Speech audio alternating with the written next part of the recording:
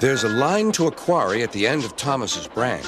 It goes for some distance along the road. Thomas was always very careful to whistle here in case anyone was coming.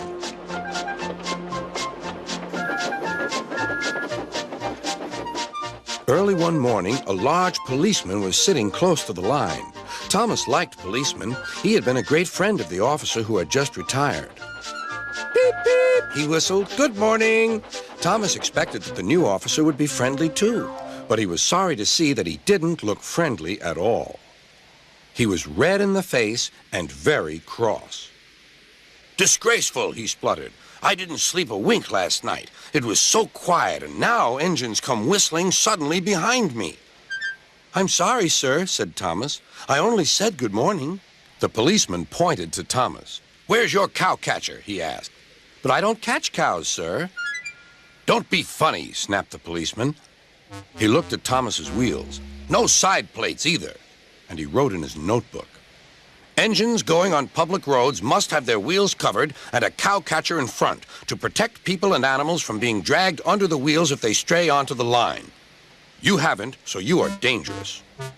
Rubbish, said Thomas's driver. We've been along here hundreds of times and never had an accident. That makes it worse, the policeman answered.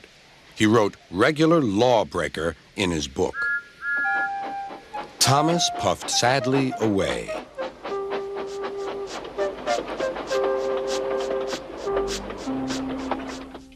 Sir Topham Hatt was having breakfast. He was eating toast and marmalade. The butler came in. Excuse me, sir. You're wanted on the telephone.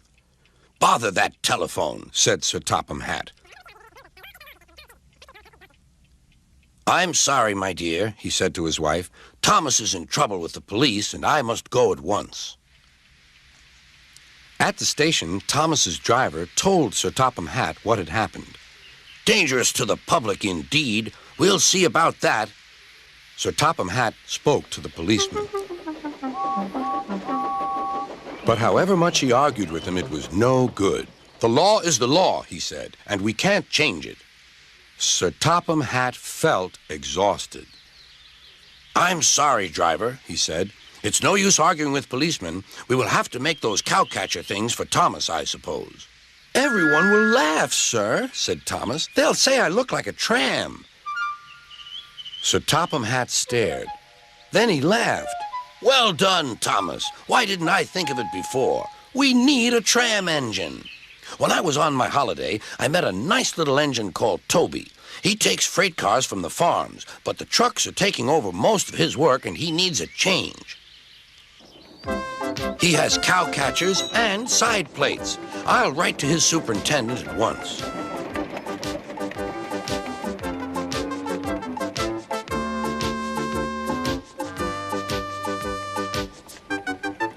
A few days later, Toby arrived. That's a good engine, said Sir Topham Hatt. I see you've brought your coach, Henrietta. You don't mind, do you, sir? Asked Toby. The station master wanted to use her as a hen house, and that would never do. No, indeed, said Sir Topham Hatt. We couldn't allow that.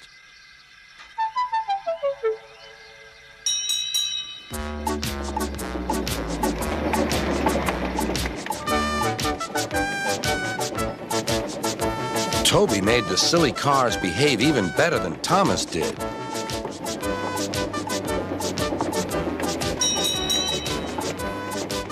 Hey, you!